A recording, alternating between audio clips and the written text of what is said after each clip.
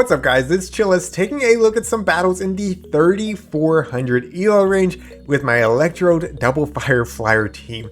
Guys, this team has been insanely consistent for me. I had to put out a second video on it because it's taken me all the way up to 3499 ELO, which is my all-time high ELO, and it also put me on the leaderboard at spot number 35, which is the highest spot I've ever been on the leaderboard.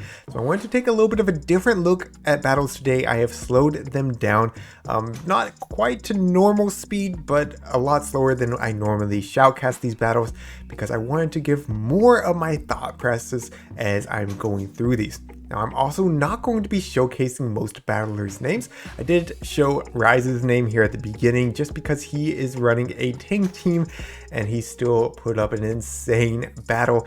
This was a really fun battle to play, but I was definitely lucky that Rise was playing a tank team because I battled him 3 times before this and he beat me all 3 times. So maybe now that he's playing a tank team, I have a chance. Especially since we caught that lunge. That lunge catch is actually really big. So it's still going to be a challenge. And by the way, if any of y'all aren't subbed to Rise, I don't know why anybody wouldn't be subbed to Rise. He is an absolute top-notch battler, consistently on the first page of the leaderboard. So I will link his channel in the description down below. So we're going for the flame charge. He calls the first one, great call, and now I can go for the next flame charge. This should be getting the second shield off Porygon, but they reach a move first. So is this another zap cannon? If so, it takes me out. No, it's going to be the tri-attack. He does, however, get the defense drop with the tri-attack. We're going for the flame charge. It does grab the final shield. Can we incinerate down? No, they're actually going to be able to lock on us down, but we're going to first reach the flame charge, which forces his Porygon to throw energy. So if Porygon doesn't have the back-to-back tri-attacks, I am in good shape here. But if Porygon makes it to another tri-attack, that's going to be GG's. We go for the Hyper Beam against this Ariados. However, Ariados does make it to the lunge, which puts us into the yellow, definitely puts us in tri-attack range. Now, this Hyper Beam will be enough to KO this Ariados, but the Porygon comes back in, does go down to 1 volt switch. That's going to be a GG's. Well played to Rise. Again, if he wasn't playing that tank team, he definitely would have had me. He's an insane battler. All right, into the next one. Up against a Scrafty lead. So Scrafty, not really good for Electrode, but they don't know that I don't have discharge. So like you can play it out and bait if you want to, but really what you want to do is come in with your Shadow Dragon Breath Charizard to try to lure out either the water type or the rock type in the back. Now this opponent does not seem to have a water or a rock type. Instead, they're going to be coming in with Ariados. However, they banked quite a bit of energy on their Scrafty. So I'm going to go for the next Dragon Claw right here. This will do a good chunk of neutral damage. It will not KO, but puts this Ariados into the red after the Dragon Breath, puts them in farm down range for either of my other 2 mons. So I actually decided to come in with Talonflame.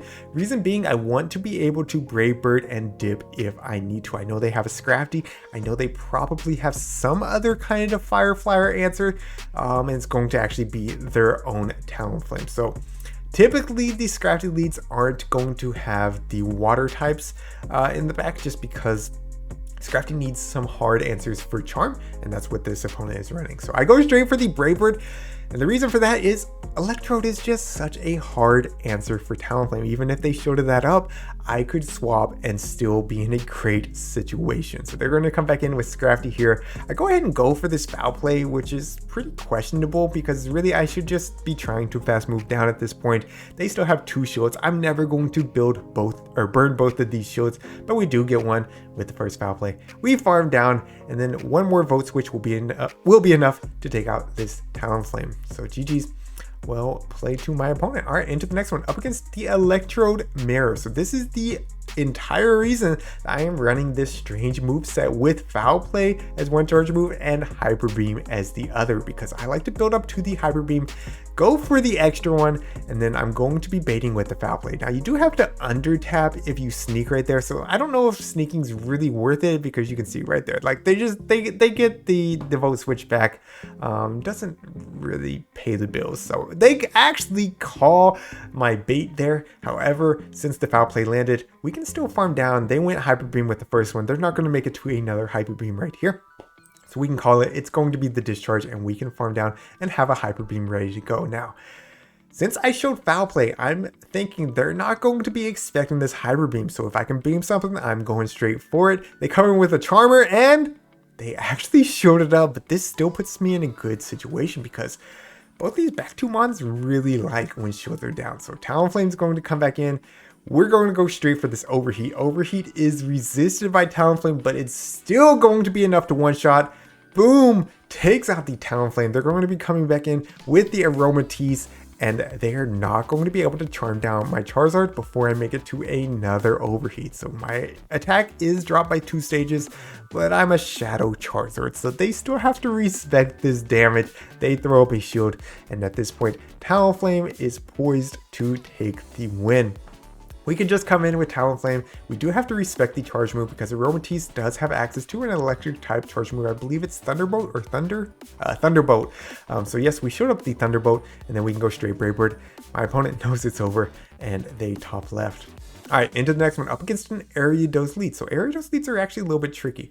And one thing I should talk about, in my last video, I talked a lot about throwing one vote switch and then swapping.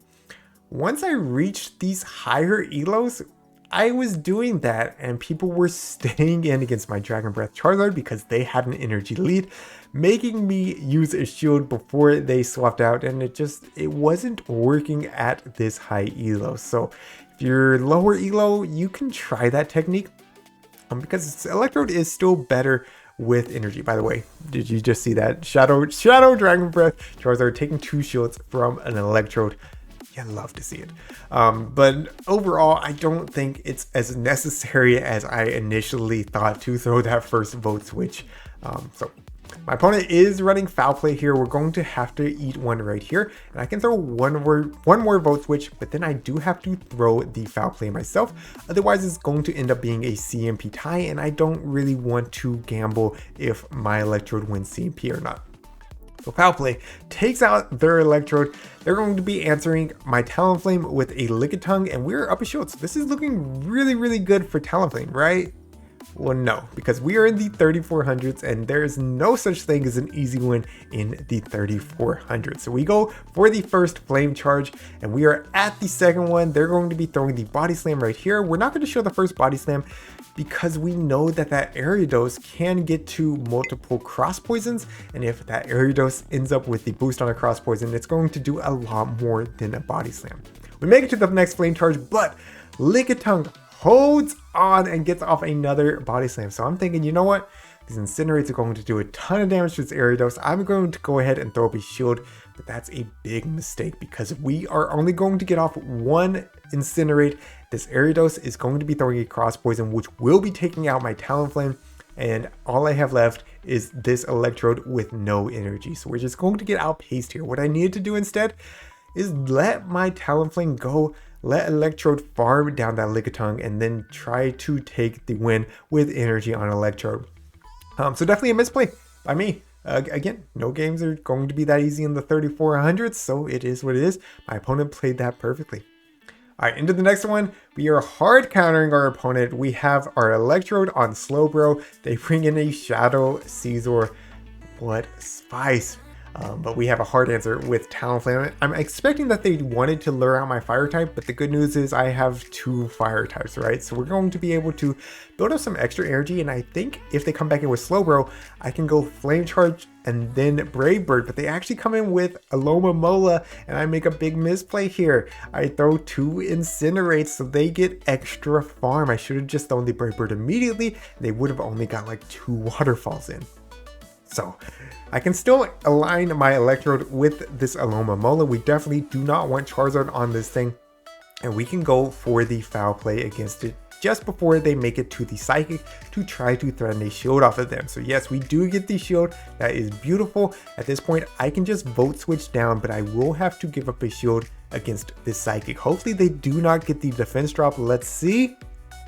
No defense drop, and they immediately swap into Slowbro, so I'm going to be answering with my Shadow Charizard. So again, we're putting a water type on a fire type. You would think this is a terrible matchup, but we're actually both doing neutral damage, so it's not as bad as you think. We're going to be able to get off this first Dragon Claw, and we actually outpace this Slowbro as well. They know they have to farm down and have energy for my Electrode to have any chance of winning this, so I'm able to make it to this next Dragon Claw. This will be enough to take out this Slowbro, and at this point, even the Dragon Breaths are going to nearly take out the Alomomola.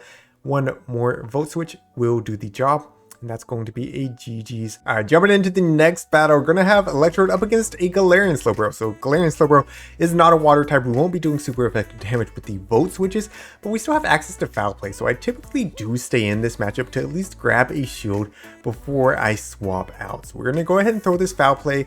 And then if they shield, I will swap out into my Shadow Charizard. I will have to return the shield, but Shadow Charizard can almost always threaten a shield anyways. So unless they have an Alomomola, we're just going to get this back. So I'm not really too worried about having to shield right there.